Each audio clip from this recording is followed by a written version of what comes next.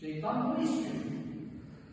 Onun için acelecilik şeytandandır diyor Efendimiz sallallahu aleyhi ve sellem.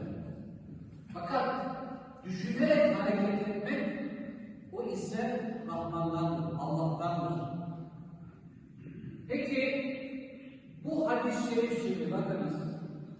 Allah Resulü sallallahu aleyhi ve sellem'in bu hadis-i şerifinin istisnası yok mu?